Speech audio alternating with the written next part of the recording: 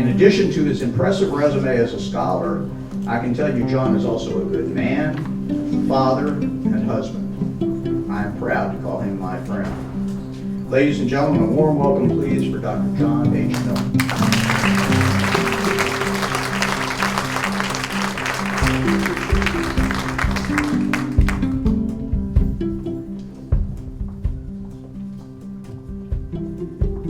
I want to thank all of you for coming this evening. This is a rather grim topic, and I hope to shed some light on this subject and also show some hope by dealing with this topic that has for so many generations been kept relatively quiet.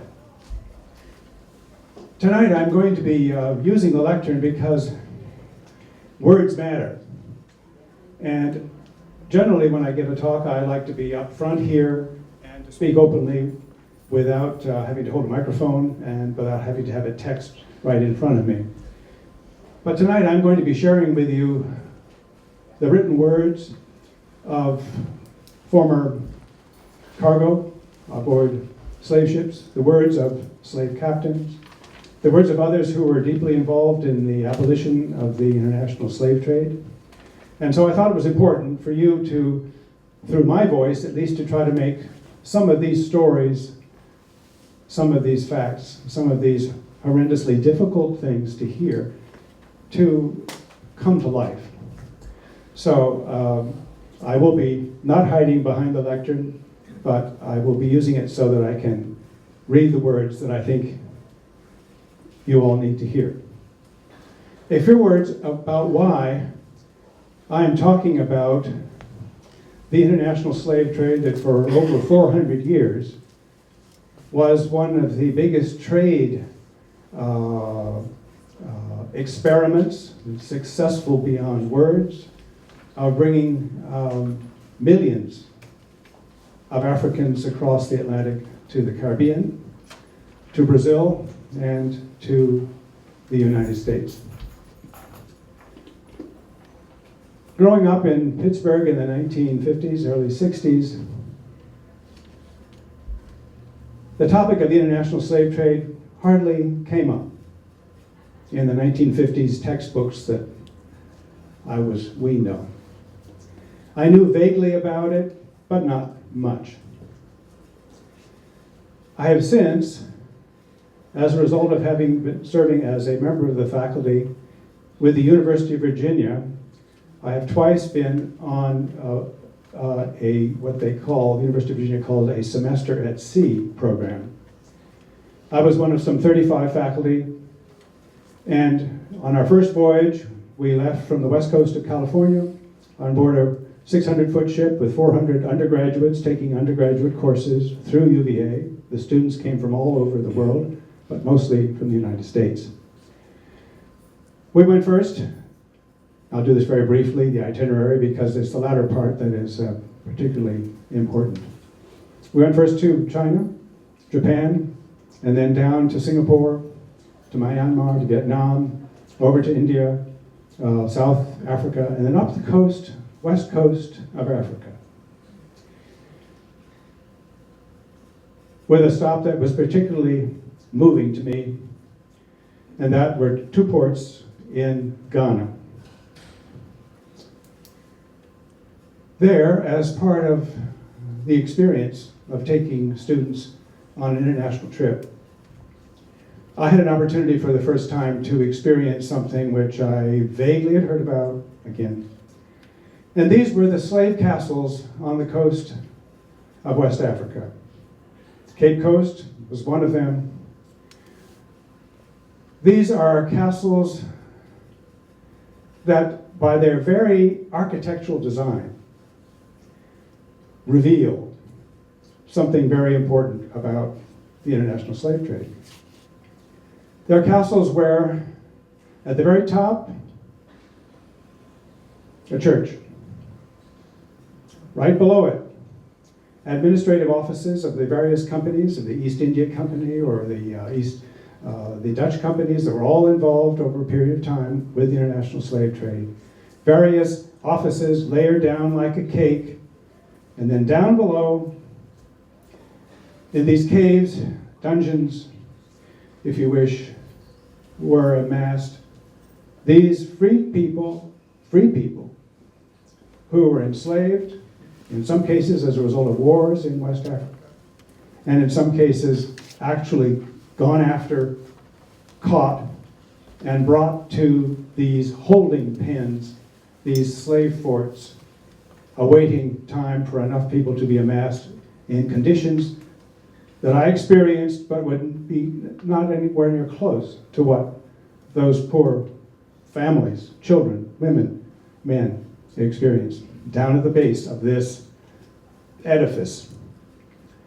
The word whited sepulcher comes to my mind because here at the top, the church, the cross, administrative offices, and down below, out of sight, were these stinking, to this date, stinking hellholes where there was no light, very little ventilation, and no hope for escape. When the slave ships that were to transport these people across the Atlantic to the New World, El Dorado, supposedly, they were put on board ships that were probably worse than the slave-holding pens in those Cape Coast buildings. So I'm going to talk about that.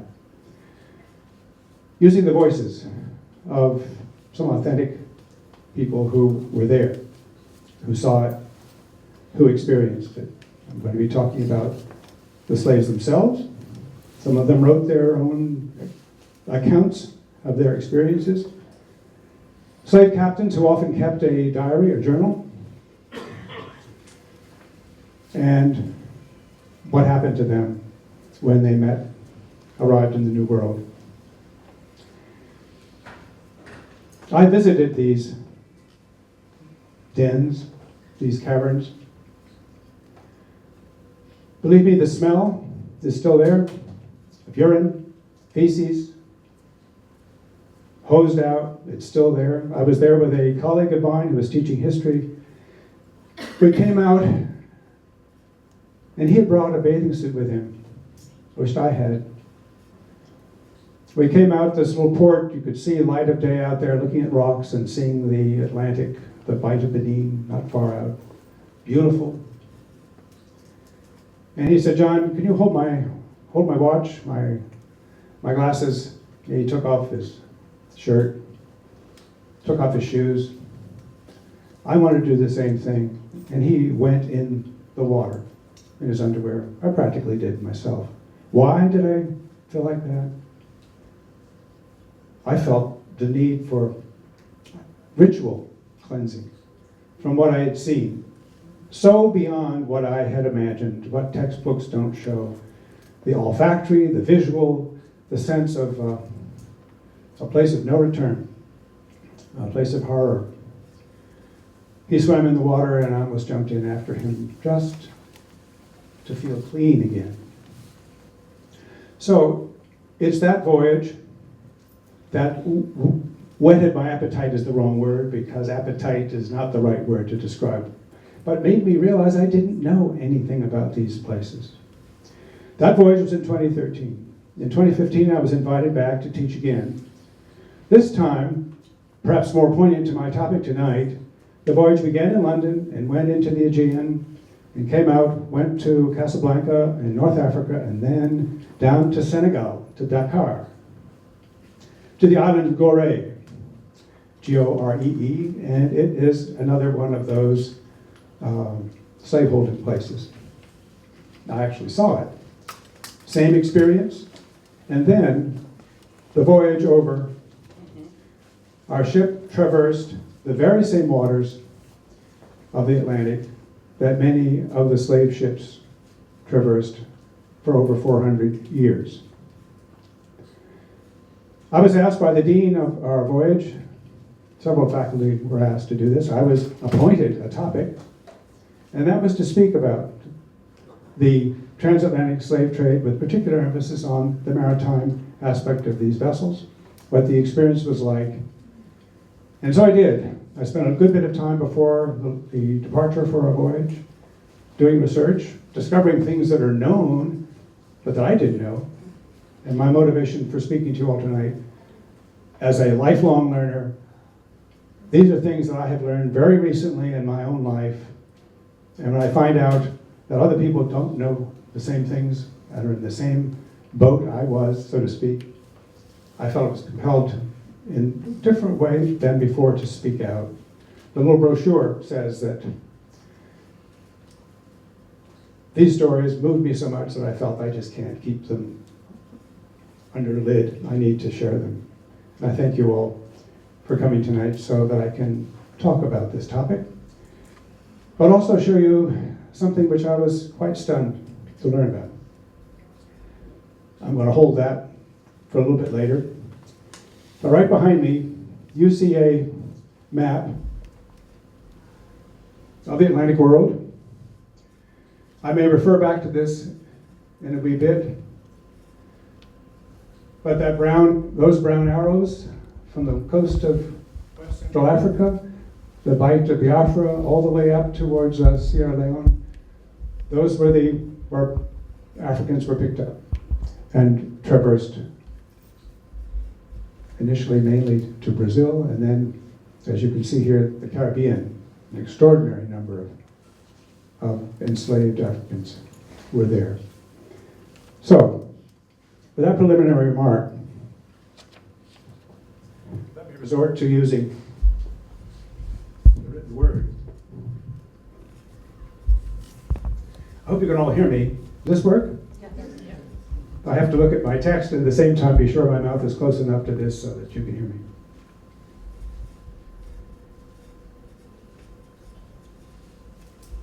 I'd like to begin with a quote from a novel by William Faulkner. The novel is called The Hamlet. And I'm reading from a lecture that was given at Yale. It's now online, by Professor David Blight, who was invited to come down here last Frederick Douglass Day, and unfortunately had a major heart surgery, so he was unable to make it. A distinguished scholar on the subject of the transatlantic slave trade, and he is the director of the Gilder Lehrman Center for Abolition, Resistance, and Slavery at Yale, and they have an extensive collection of materials relating to this subject. I'm quoting from David Blight, but he quotes from William Faulkner. In his little novel, The Hamlet, William Faulkner has a line he puts in the mouth of one of his characters. It's one of the Snopeses. There's lots of Snopeses in Faulkner's novel, especially that novel. It comes from the deep, dark heart, as only Faulkner really wrote it, of the burden of the past, the memory of slavery, the Civil War and Reconstruction on the South. But he's really referring to all of us. He's referring to humanity. It's one of the best single-sentence descriptions, explanations of what happened to the legacy and memory of all these events that I have ever read. He has his character say, "Only thank God, men have done learned how to forget quick what they ain't brave enough to try to cure." I'll repeat that again. Only thank God, men have done learned how to forget quick what they ain't brave enough and don't have the solutions and don't have the courage to cure. Can't solve the problem? Weighted down by too heavily by the problem? Don't have solutions for all the world's ills? It's an ancient problem. It's a natural problem. Forget it. Try to forget it. Structure ways to forget it.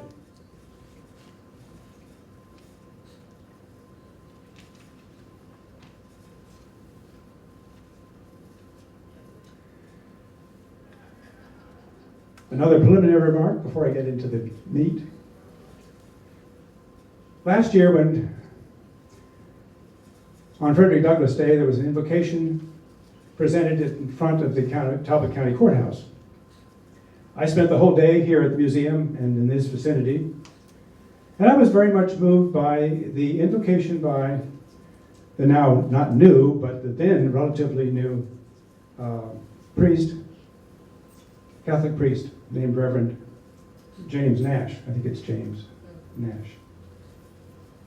He began with prayer, which I don't want to quote in full, but he referenced Frederick Douglass in a way that perhaps maybe you have heard of before. He says, "And we thank you for the life and words of the man we remember and honor today." This coming Saturday, in fact, again. Frederick Douglass, a man truly filled with your divine spirit.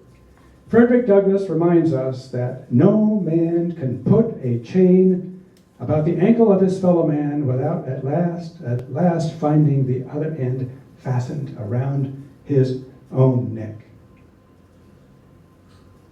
No man can put a chain about the ankle of his fellow man without at last finding the other end fastened about his own neck. My comments tonight are going to be about slave ships, but I'm also going to touch on how the slaves, there were the cargo on board these ships, and the crew were both suffering in ways that I would not have expected. And there's an interesting story that will conclude my comments when I get to that point. A slaver. A slave ship is a ghost ship sailing on the edges of modern consciousness, writes maritime historian Marcus Roederer in his book, Pathfinding book, The Slave Ship, A Human History. I assigned this book, among others, to my undergraduate students during the University of Virginia's voyage in 2015. In my talk, as I did then, but I'm changing it a wee bit because I'm learning more, I'm going to explore the unheard voices of the captains, crews, and cargo aboard these vessels and present some of the current research behind the abstractions, statistics, euphemisms that have for too long hidden the human drama of once lawful endeavor leading to lawful profit. European, African, American societies still live today with the consequences of this trade, the multiple legacies of race and class.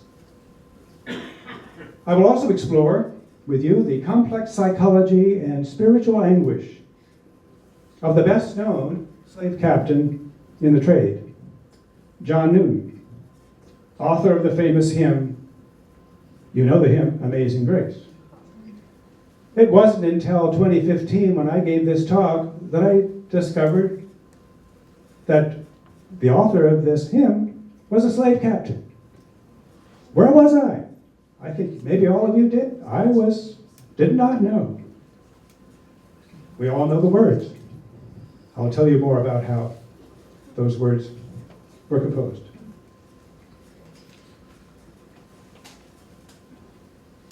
I'm going to talk a little bit about why that hymn still resonates around the world to this date.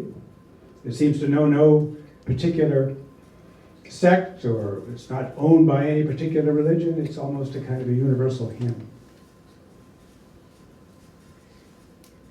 And perhaps most importantly, I'm going to talk about what happened when many of these enslaved Africans arrived in the New World, often sick, often ill, mistreated, and so were the crews of these vessels, because the slaves had monetary value. The white crew members were expendable. They were often not fed. They were often beaten by the same master of the ship as slaves were. They were frequently dumped overboard so they wouldn't have to pay the bills, to have more food to feed the cargo. I'm going to save the kind of stories about what happened when former slaves met some of the very people who were on the ship who were running that ship. A story that I did not know existed. Can everyone hear me?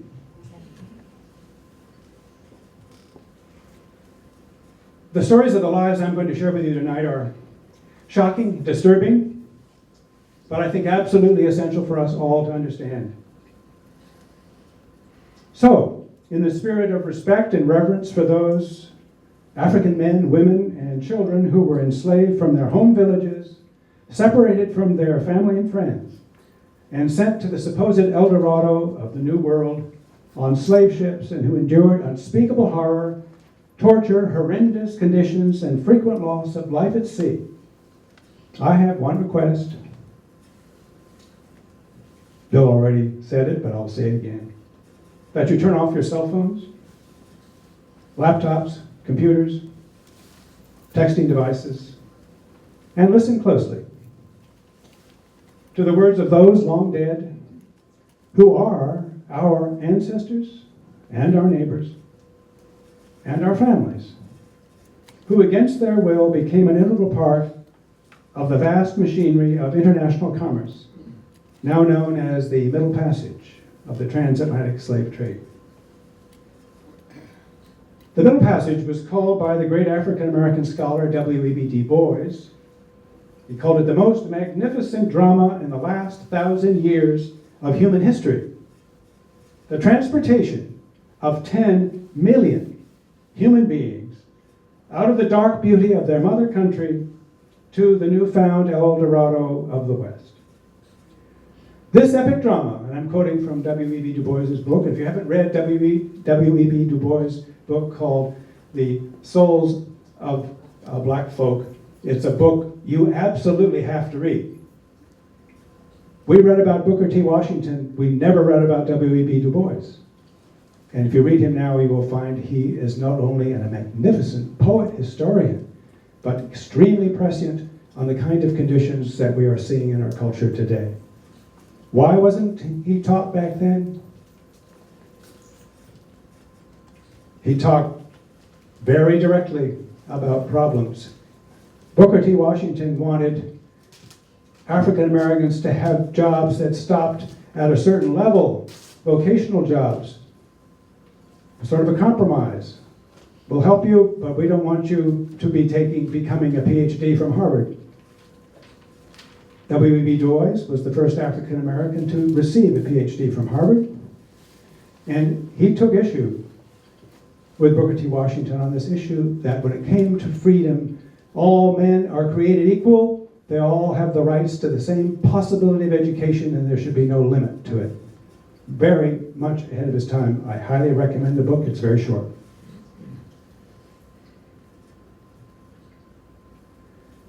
This epic drama unfolded in countless settings over a long period of time, centering not on an individual, but rather castes of millions.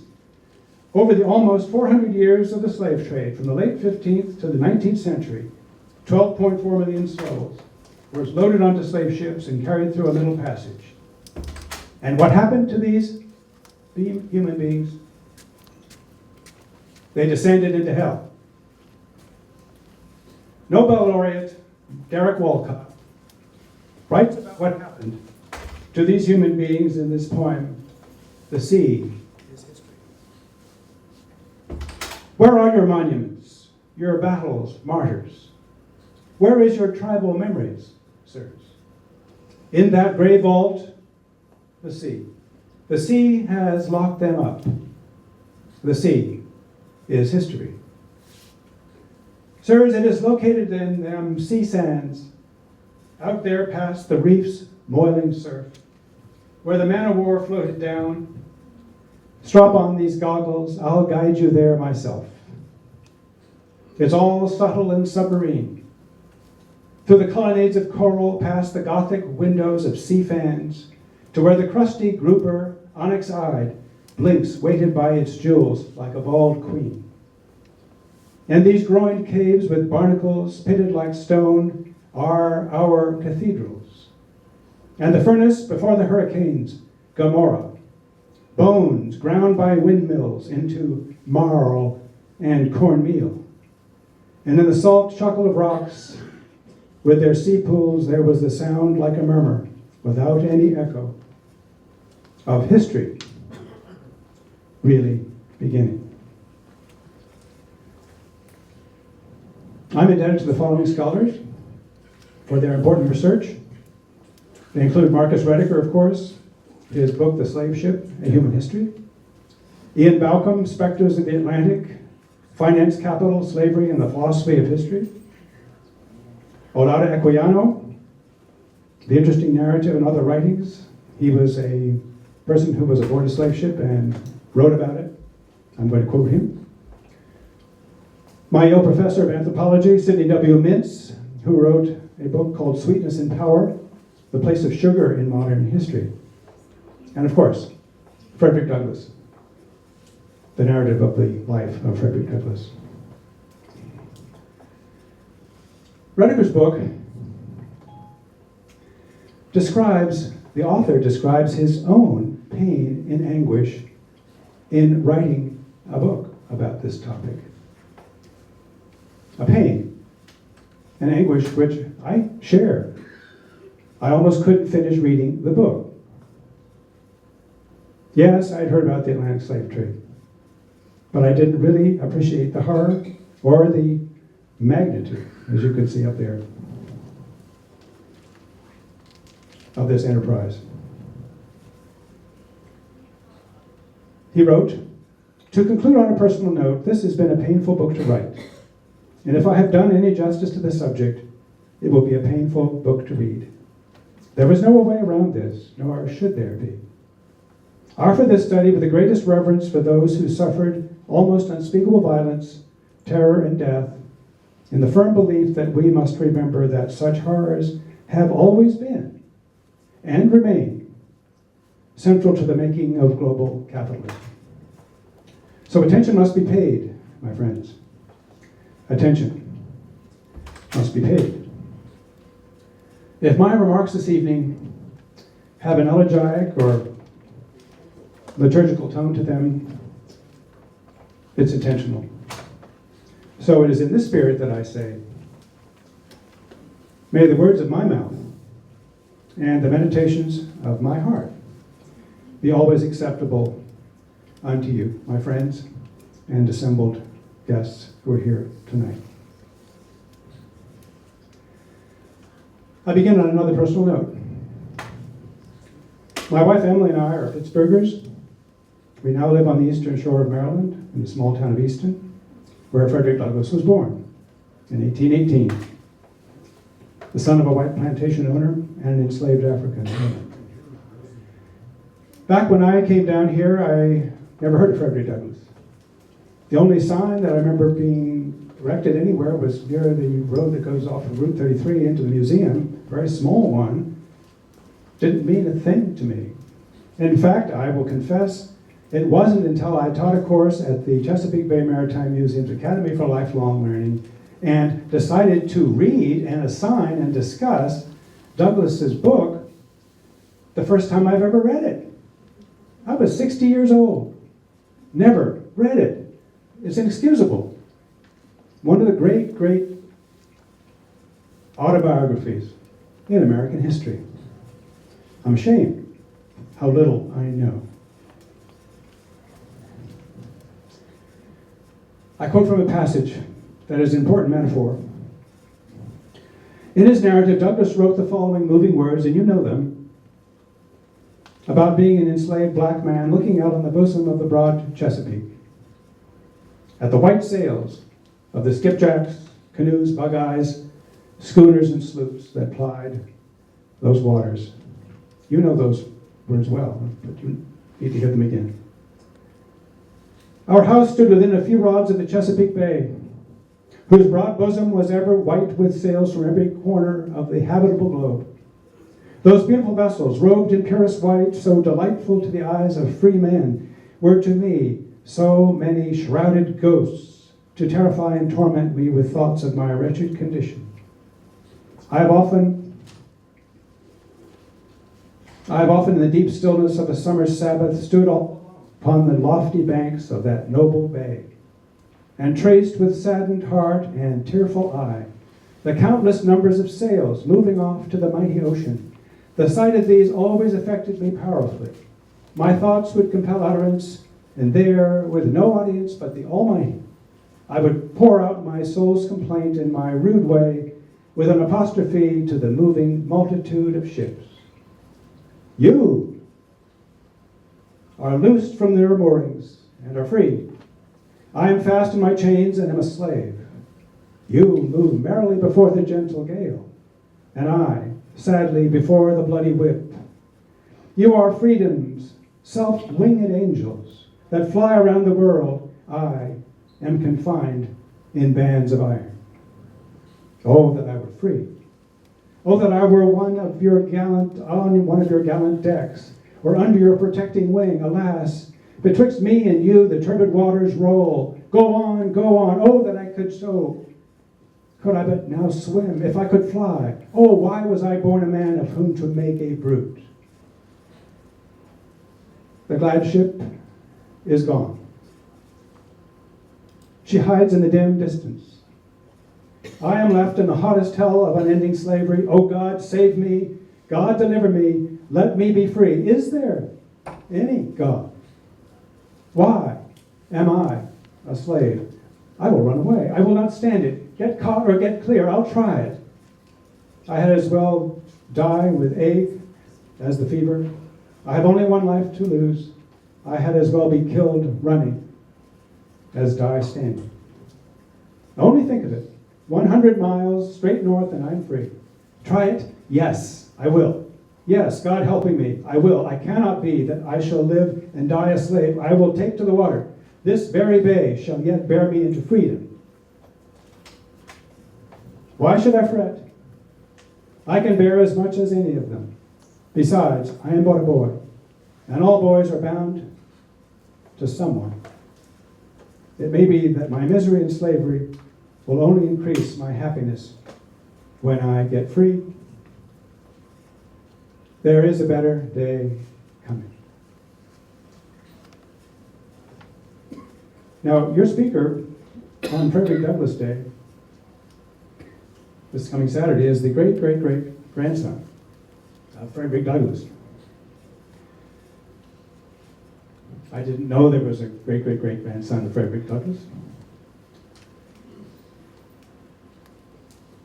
He wrote an interesting epigraph to a book that was shared with you last Frederick Douglass Day by John Stauffer, who talked about the images of Frederick Douglass, the most photographed man in America in the 19th century. Frederick Douglass's great-great-great-great-grandson remember growing up at a house that his great-great-great-uncle built for Frederick Douglass at Highland Beach, below Annapolis, a building, an elegant mansion with a tower where Frederick Douglass hoped one day in retirement he'd be able to sit on a wicker rocking chair and look out across the bay to the very waters from which he had escaped with a nostalgia for the land that we all live in right now. Frederick Douglass's Kenneth Morris is his name, writes about sitting in that very chair and looking out across and not knowing at the young age he was at the time, didn't really appreciate who his great-great-great-grandfather was. He grew up in California. He had a successful business career. He kept hearing about his great-great-great-grandfather. It didn't mean anything to him until he began to read more. And now, as you will probably find out, I'm sure next week, he is going to talk about how the Frederick Douglass family has now moved its interests to slavery of the 21st century. Has established a foundation, and he is very much interested in the international sex slave trafficking in the 21st century. What an incredible circling around. The image of the white sails that stood for Douglass as a way out of bondage has a reverse image in it from the writings of a man named Wahda Equiano. His dates were 1745 to 1797. He was born in part of West Africa, now known as Nigeria. He was kidnapped at the age of 11, and over a period of several months, he was taken from village to village until arriving at the Atlantic coast, where he was forced to board a slaver. His reaction to the white sails of the ship that was to bear him to the New World was in direct contrast to Douglass's apostrophe to the sails of freedom. Listen to what this former slave wrote. The first object which saluted my eyes when I arrived on the coast was the sea and a slave ship, which was then riding at anchor and waiting for its cargo. These filled me with astonishment, which was soon converted into terror when I was carried on board. I was immediately handled and tossed up to see if I were sound by some of the crew, and I was now persuaded that I had gotten into a world of bad spirits, and that they were going to kill me.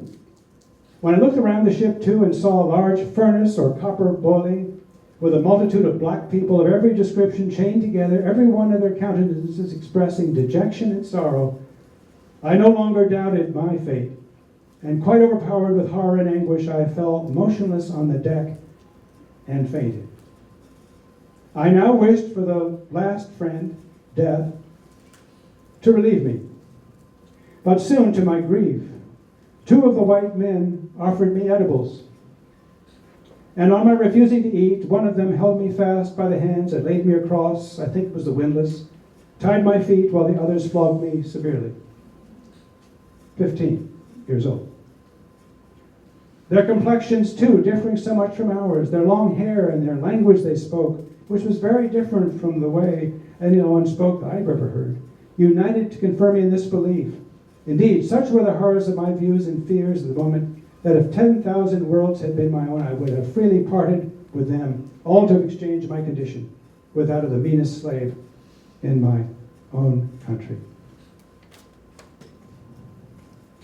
One white man in particular, a member of the crew, I saw when we were permitted to be on deck, because slaves were rarely allowed on deck, that this white man was flogged so unmercifully with a large rope near the foremast that he died in consequence of it. And they tossed him over the side, as they would have done a brute. Slavery, the slave ship enmeshed everybody in horror. The sea is freedom.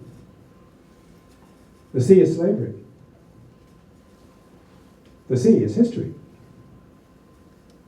Where are your monuments? Your battles, martyrs? Where is your tribal memory, sirs? Oh, in that gray vault, the sea. The sea has locked them up. The sea is history.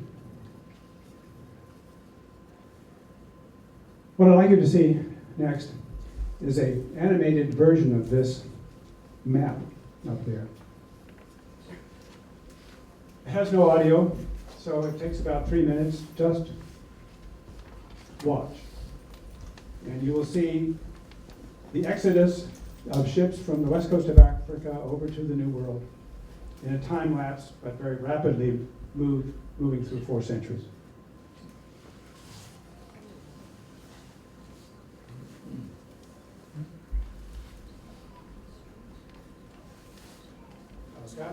Scotty, I may need your help. So glad you're here.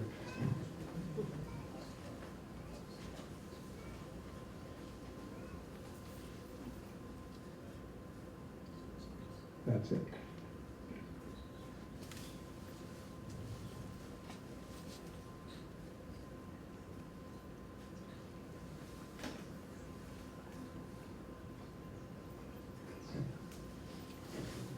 Just watch. Thank you very much.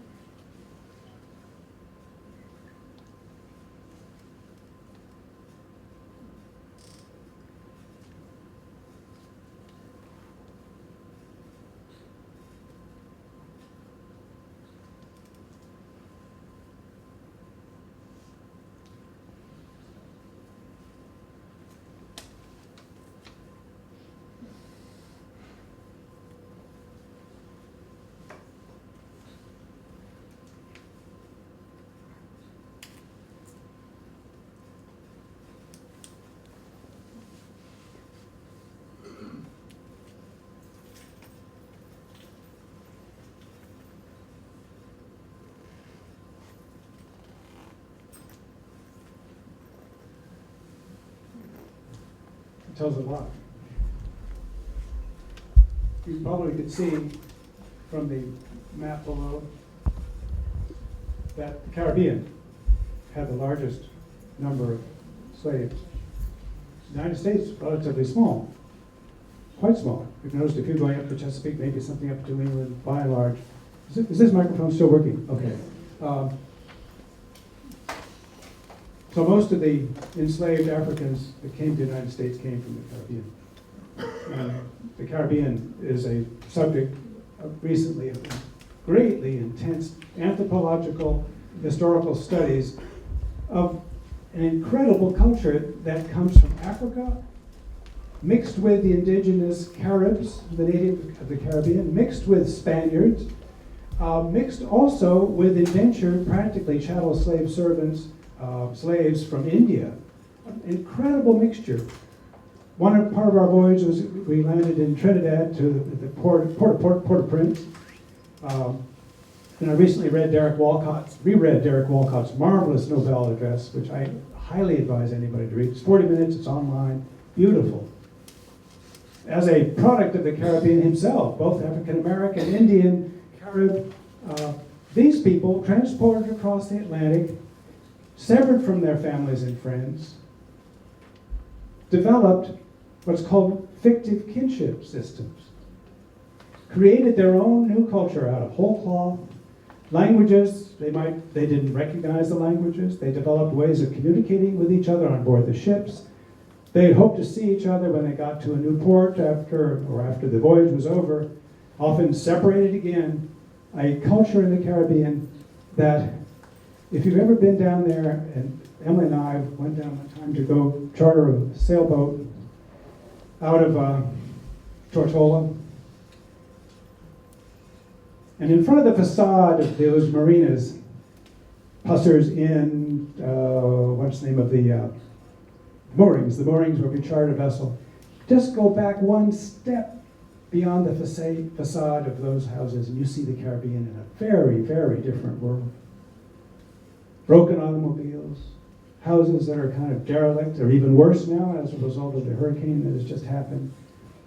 And a lot of people, even British historians who visited the Caribbean, said, there's no people there. There's no people there. Look at the news when it talk about what happens in the hurricane. How long it took for some real news to come back from the Caribbean, the Middle East. Communication was gone. But what's happened to the United States? Well, wait a minute. There are no people there. There's a wonderful ad I was going to use for my talk, which is before NPR. There's an ad for Aruba, the island. Have you seen that ad? Very, very interesting, because that's not the Caribbean. It shows these white people all trying to look brown, and drinking Mai Tai cocktails and enjoying this a wonderful life. Nothing wrong with it, but no understanding, none, of the culture that's there. And it's a fascinating culture, a mixture of, and we certainly saw that in Port-au-Prince. Okay, well, I'm going to be going rather incredibly rapidly because I know you expected this to be at 6, but I have something more I want to share with you. What were these ships? So-called ghost ships sailing on the edges of modern consciousness.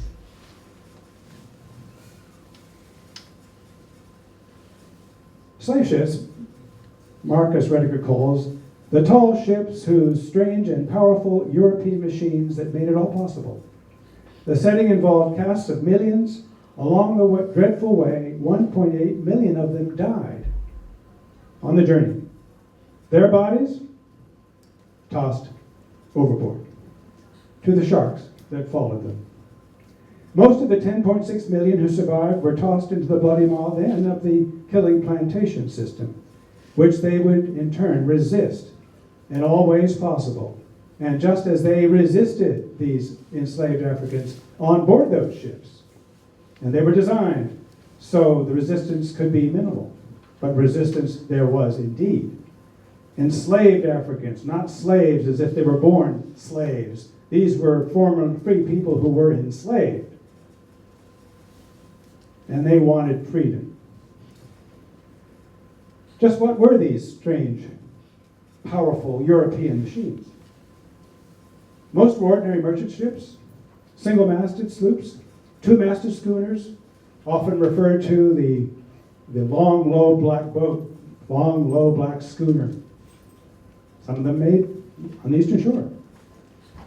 They ranged in size from 10 tons to carrying 30 slaves to the very largest, a 566-ton, three-mast, 127-foot-long vessel carrying 700 slaves with a crew of 100.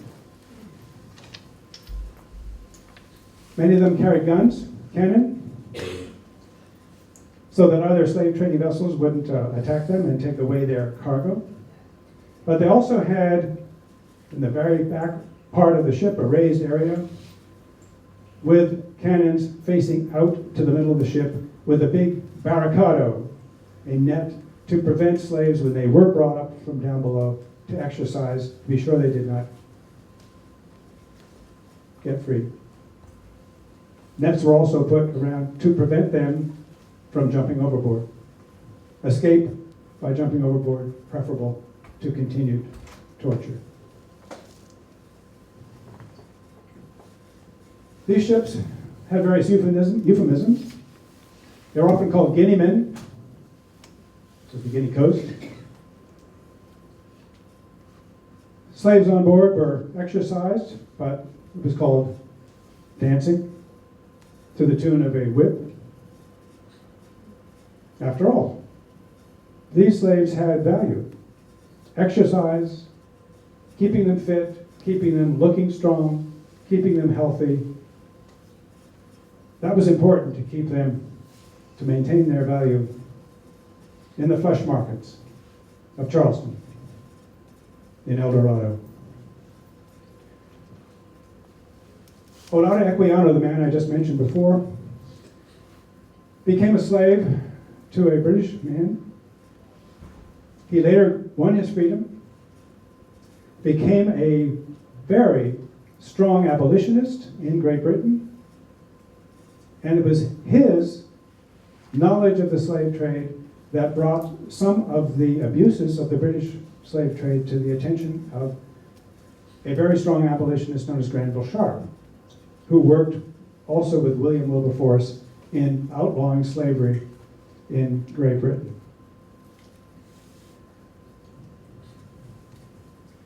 These images of the slave ships became really important in the propaganda of the abolition movement. So too were various images of a slave kneeling with a little caption saying, "Am I not a man and a brother?"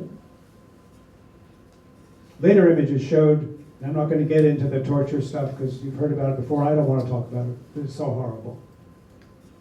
But the thumbscrew, the speculum oris, a device which would pry open the mouth to feed a recalcitrant slave who did not want to eat.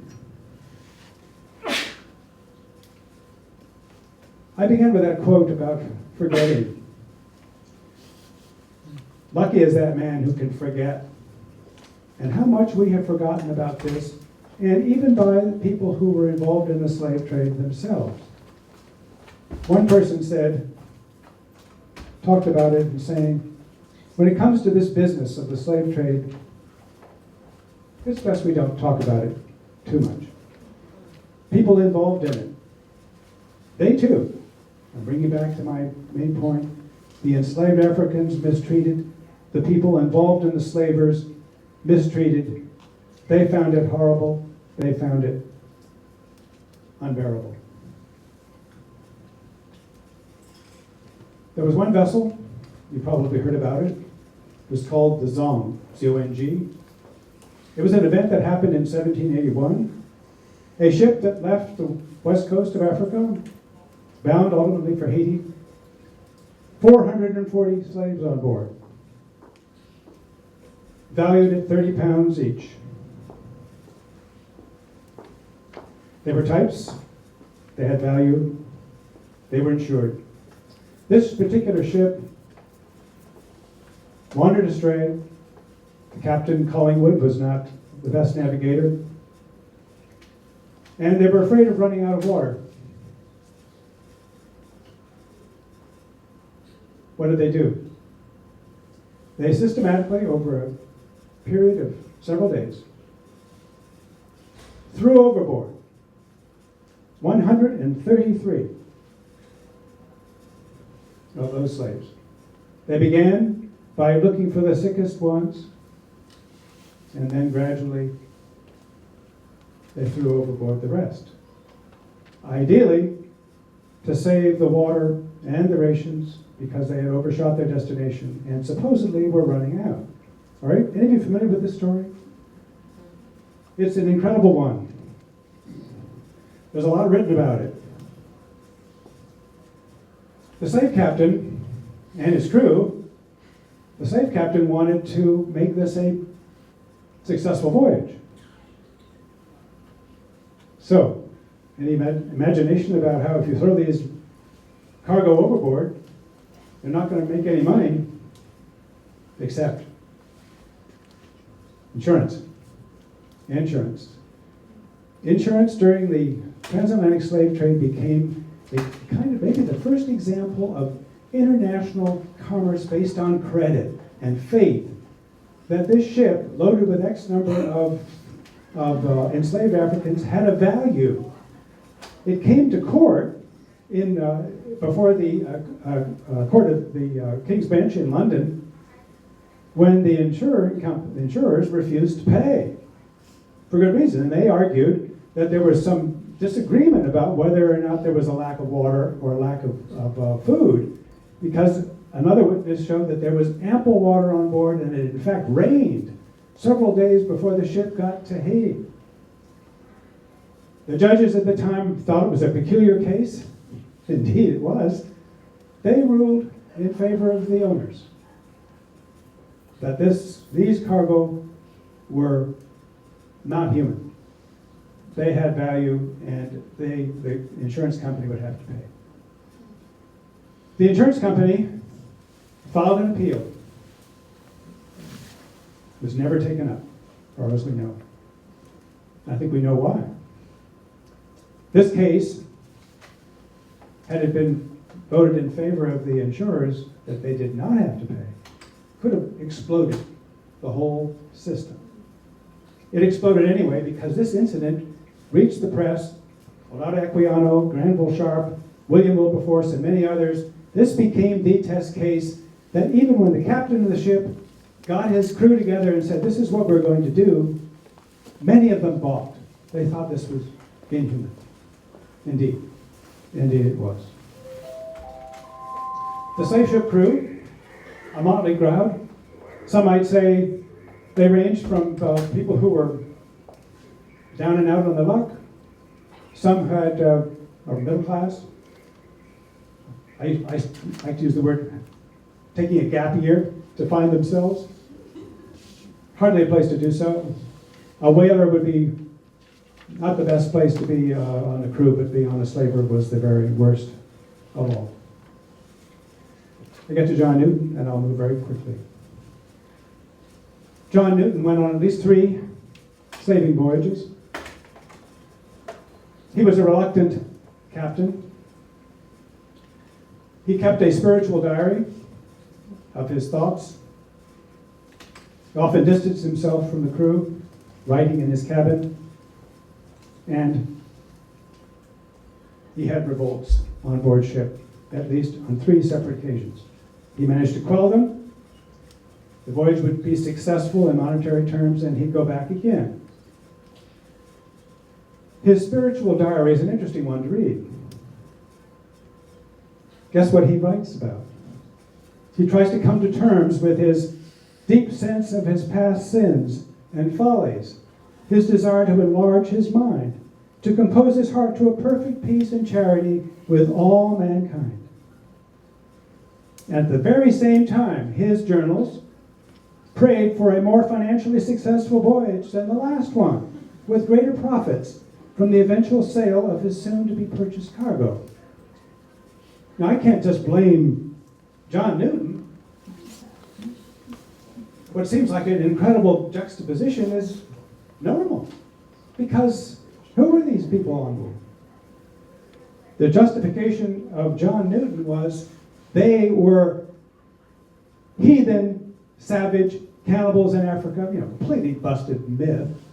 We were bringing them Christianity, and they were going to be happy here, kept in their levels, and therefore I can write my spiritual journal about how I am helping them, while at the same time administering the speculum oris, the thumbscrew, and beating these people. Interestingly enough, he called his ship the Peaceful Kingdom. He required them to attend prayers rigorously, strict observation of the holy day. As strict discipline, he had insurrections. He kept doing it until one day one of his ships went aground, this big storm. He was trapped below. He was manning the pumps as best he could. He had a spiritual vision that he was not meant to do this anymore, that this was a sinful occupation. He returned home, vowing to never go to sea again, but he did. Money. Prestige. He suffered from a serious breakdown and never went back after his last voyage, which was unsuccessful. That's when he became an Anglican minister of great fame and note. And he wrote Amazing Grace.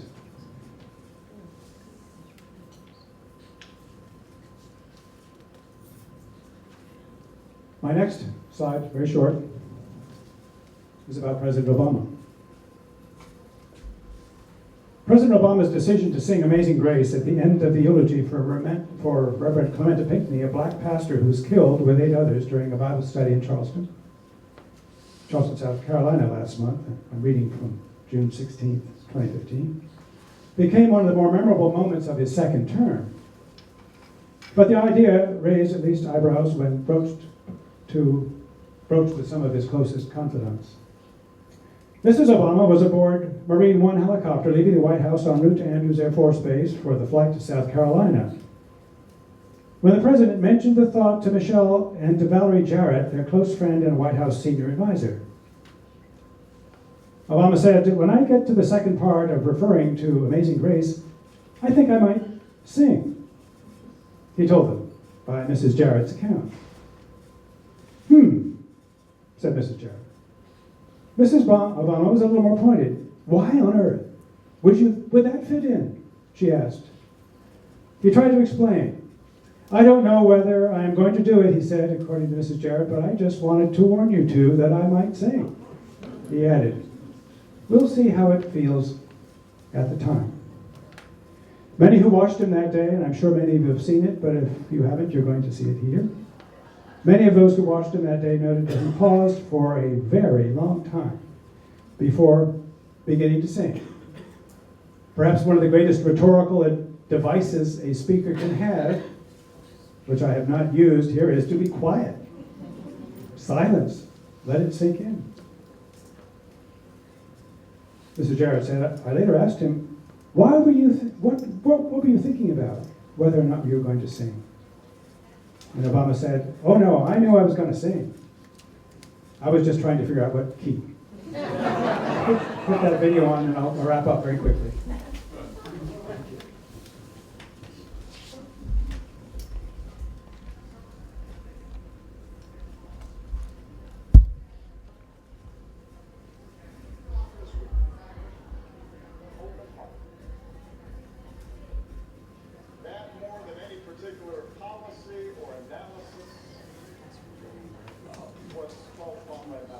It's all you. Yeah, I'm afraid we can't do anything about it. The writer calls reservoir of goodness, beyond and of another time, that we are able to do each other in the ordinary cause of things. Reservoir of goodness. If we can find that grace, anything is possible. If we can tap that grace, everything can change.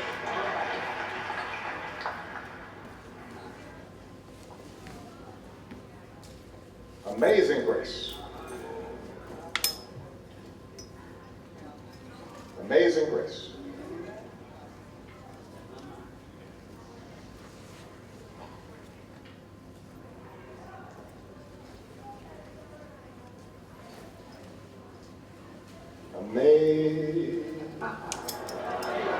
Amazing grace, how sweet the sound that saved a wretch like me.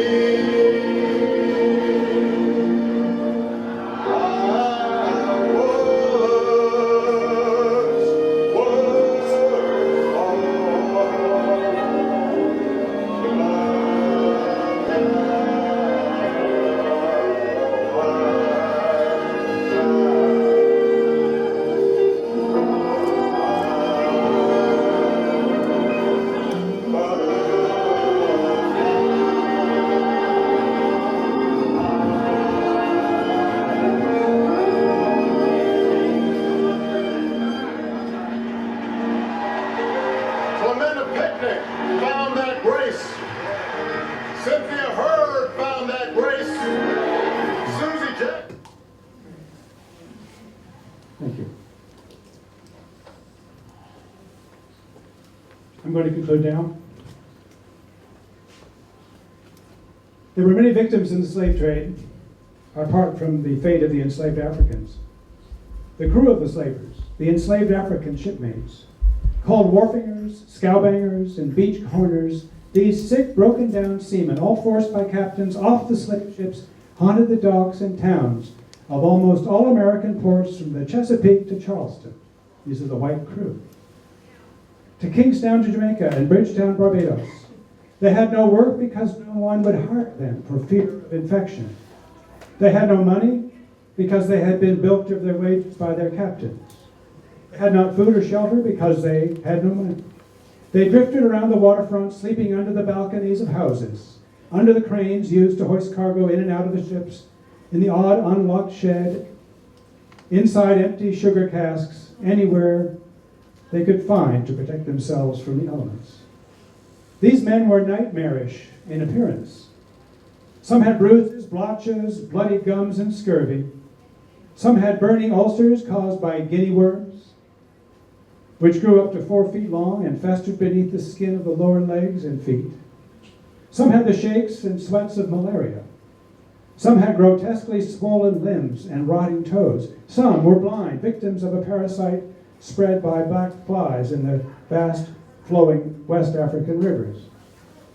Some had a starved and beaten appearance, courtesy of their captains. They had cadaverous looks, and indeed many were near death.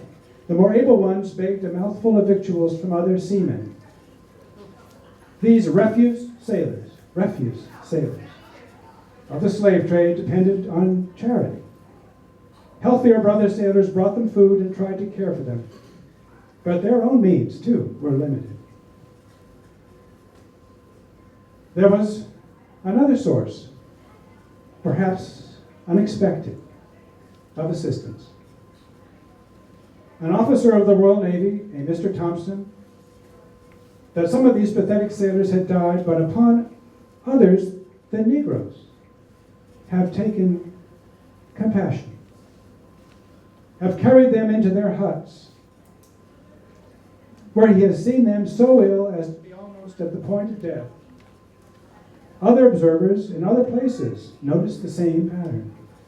Some of them, explained Mr. James, are taken in by Negro women out of compassion and are healed in time. Seaman Henry Ellison noted that the wharfingers had trouble finding a place to stay dry, except that a Negro was kind enough to take him into his hut. The people who took them in would have known exactly who they were, recognizing these specifically West African maladies from which they too had suffered, and perhaps how to treat them. Some likely knew the sailors personally. The compassion did not end with the giving of food, shelter, and nursing. It extended into the afterlife. When the sailors died in the greatest of misery of hunger and disease, they were buried by the same people, said Mr. James. In Kingston, Ellison had seen Negroes carrying their dead bodies to Spring Path to be interred.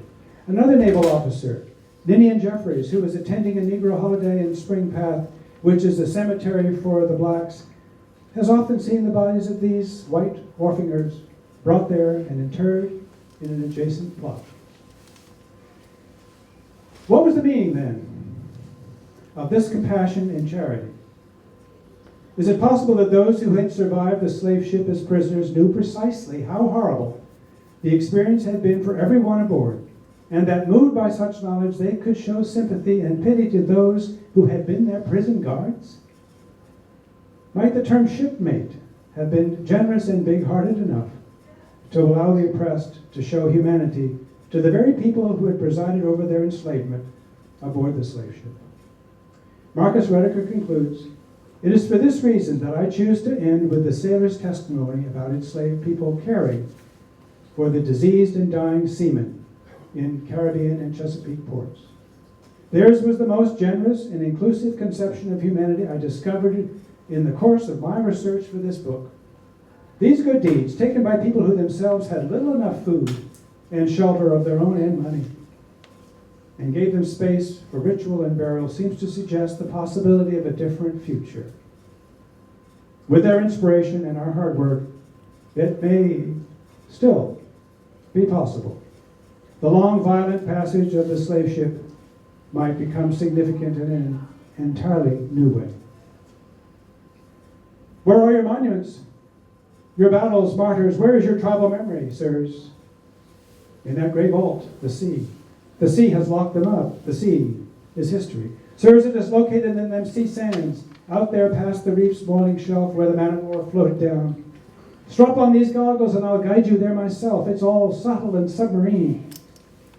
Through the colonnades of coral, past the windows of sea fans where the crusty grouper onyxide blinks weighted by its jewels like a bald queen. And these growing caves with barnacles pitted like stone are our cathedrals, and the furnace before the hurricanes, Gomorrah, bones ground by windmills into marl and cornmeal. And then the salt chuckle of rocks with their sea pools. There was the sound, like a murmur, without any echo, of history really beginning. And I conclude with the sea, the vault, for those seamen cast overboard from the ships, lost, their bodies now part of the ooze, bones, marl, churl of all the bottom of the ocean. Roll on, thou deep and dark blue ocean, roll. 10,000 feet fleets sweep over thee in vain. Man marks the earth with ruin, his control stops with the shore. Upon the watery plain, the wrecks are all thy deed. Naught does remain, a shadow of man's ravage save his own, when for a moment, like a drop of rain, he sinks into thy depths with bubbling groan, without a name, without a grave, unknelt, uncoffined, and unknown. Thank you for attention. It's gone longer than I intended. I hope this was of interest to you.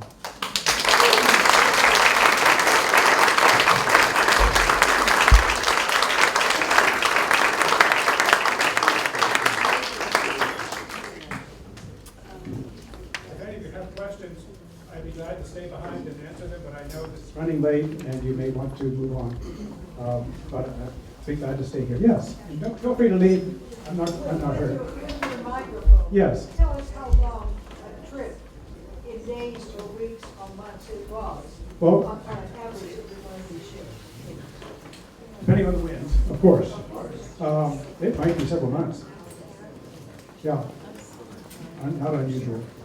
And then, of course, a lot of the voyage early on was waiting in Africa to get a full ship, and then making the traverse of the ocean. To have enough water and enough food for several hundreds of people, 400 to 700 plus crew boggles my mind. Yeah, yes. The whole Well, thing does. I'm sure it does, but you have to remember that the slaves under deck were kept like sardines.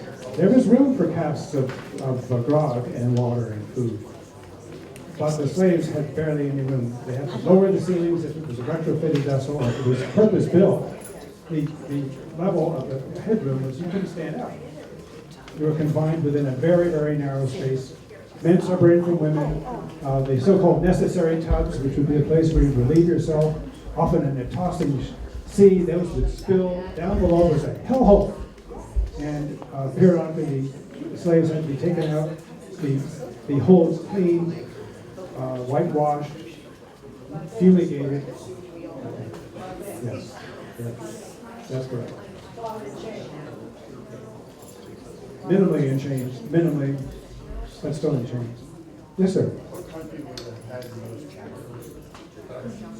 Well, it's interesting. It's over a period of several years. It was certainly in Scandinavia, the Dutch, the Spanish. There's several generations of European countries that had their own companies working this trade. And the Spanish were major ones, Portuguese too, of course. And then the English, the biggest slave ship production was in Liverpool.